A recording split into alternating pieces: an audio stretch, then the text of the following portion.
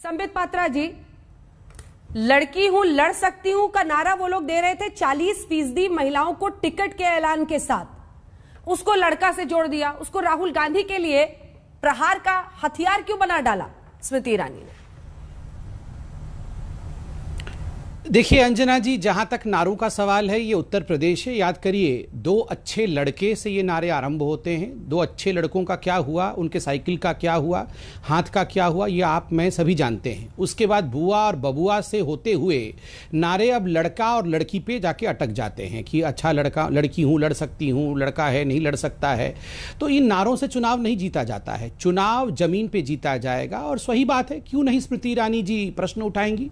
स्मृति ईरानी जी ने जिस प्रकार से सिंघनी की तरह लड़ते हुए अमेठी अर्थात होम बैस्टियन में गांधी परिवार को हराया है, कोई छोटा विषय नहीं है। और महिला सशक्तिकरण का यह सबसे बड़ा उदाहरण है कि एक पारिवारिक पार्टी के मुखिया को स्मृति ईरानी जैसे साधारण घर से आ रही एक महिला ने ललकारा, 5 वर्ष तक काम किया और हराया। तो स्वाभाविक है, क्यों नहीं। अगर मैं कहूंगा कि उत्तर प्रदेश के मैदान में कोई सिंघनी है, कोई शेरनी है, तो वो शेरनी स्मृति ईरानी है। और देखिए, अभी मैं सुन रहा था आदरणीय प्रियंका वाड्रा जी को, वो कह रही थी महिलाओं का प्रोत्साहन स्मृति जी को करना चाहिए। स्मृति जी खुद एक उदाहरण है। आप में से पता नहीं कितने लोगों को पता हो, मगर मैं बता दूं, स्मृति जी दिल्ली के एक मैकडोनल्ड में काम करती थी। सोचिए, डिलीवरी करना पिज्जा का, बर्गर का, वहां से कितने रिजेक्शंस हुए, वहां से संसद तक का सफर, मंत्री तक का सफर। ये एक साधारण महिला के सशक्तिकरण की कहानी है। इसको इस प्रकार से आप याद करिए, प्रियंका वाड्रा ने स्मृति जी के लिए एक बार कहा था, हु स्मृति, विच स्मृति, कौन स्मृति, मैं नहीं जानती किसी स्मृति वृत्ति को। आपको याद होगा 2014 के चुनाव से पहले इस प्रकार से स्मृति जी को तिरस्कृत करने का काम प्रियंका जी ने कहा था, किया था। देखिए, मैं आज सिर्फ इतना कहना चाहता हूं, इसमें कोई दो मत नहीं है, महिलाओं का सशक्तिकरण होना चाहिए। और सबसे बड़ा सशक्तिकरण होता है जब अपराधियों और माफिया डॉन से मुक्ति मिले। अभी 6 दिन पहले एक महत्वपूर्ण खबर आई है, गायत्री प्रजापति को आजीवन कारावास रेप के कारण मिला है। यह वही गायत्री प्रजापति है जिसके मंच पर अमेठी में स्वयं प्रियंका वाड्रा जी जाकर 2017 के चुनाव में उन्होंने कैंपेनिंग किया था। याद करिए, अखिलेश जी, प्रियंका जी ने, गायत्री प्रजापति उस समय अक्यूज था, उस समय उनके खिलाफ केस चल रहा था, रेप अक्यूज थे गायत्री प्रजापति। उसके बावजूद आदरणीय प्रियंका वाड्रा जी ने उनके लिए कैंपेनिंग किया था। वो सशक्तिकरण कहां चला गया महिलाओं का? तो स्वाभाविक है, ये प्रश्न आज पूछे जाएंगे जब गायत्री प्रजापति को आजीवन कारावास हुआ। ठीक है सुप्रिया जी, 3 पॉइंट्स। सबसे पहले, जब वो घर का लड़का और उस पर परफॉर्मेंस कर रही है, वो उनके पॉलिटिकल परफॉर्मेंस पर राहुल गांधी के सवाल खड़े कर रही है, इसमें क्या गलत है? दूसरी बात, महिलाओं के सशक्तिकरण पर यह बीजेपी का कहना है कि एक महिला के तौर पर स्मृति ईरानी का खुद का राइज, जहां पर अमेठी में जाकर उन्होंने राहुल गांधी को हराया, एक बहुत बड़ी जीत है, तो वो अपने आप में एक पहचान है। और प्रियंका गांधी की नसीहत की जरूरत नहीं है। आपका जवाब? 3 मिनट 25 सेकंड के आसपास मैंने भाजपा का ओपनिंग कमेंट सुना और उस पर कोई भी तीखा टिप्पणी नहीं करी और ना हुई। आई होप ये एक सिविल डिबेट होगा और मेरे बीच में भी कोई नहीं बोलेगा। मैं 2 सवाल आपके सामने रखती हूं। लड़की हूं लड़ सकती हूं, प्रियंका गांधी जी अपने लिए नहीं कह रही हैं, वो एक सशक्त महिला है ना। वो बात सुप्रिया श्रीनेत के लिए कह रही हूं कि मैं भी एक सशक्त महिला हूं।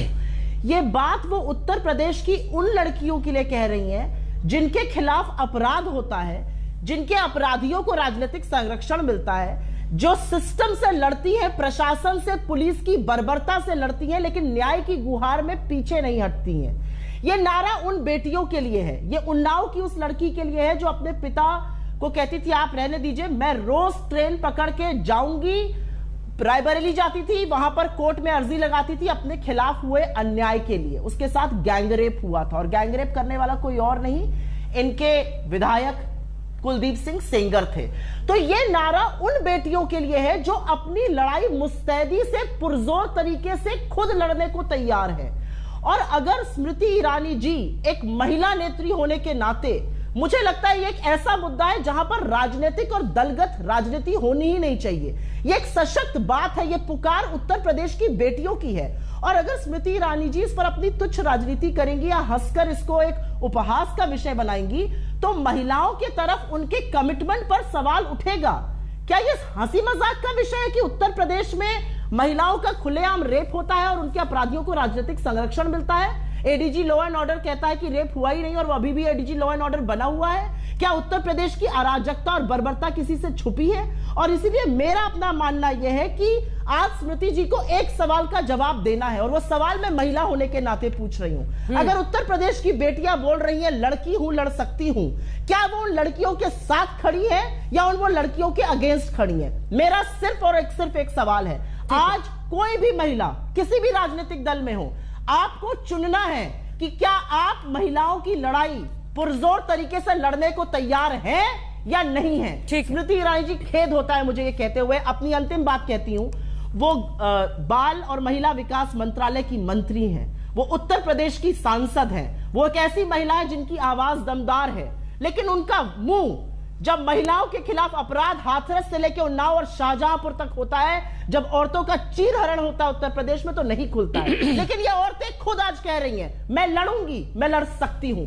इन औरतों की आवाज बनिए, इनका उपहास मत उड़ाइए, इनका मजाक मत उड़ाइए, तुच्छ राजनीति मत करिए। संबित जी, छोटा सा जल्दी से जवाब, उसके बाद से आ रही हूं भदौरिया जी। देखिए स्मृति जी की केवल आवाज ही बुलंद नहीं है, वो खुद एक बुलंद महिला है, और मैं जैसा मैंने कहा साधारण परिवार से आके डायनेस्टी के खिलाफ लड़ रही है। दूसरी बात है, बिल्कुल सही बात है, महिलाओं का प्रोत्साहन होना चाहिए।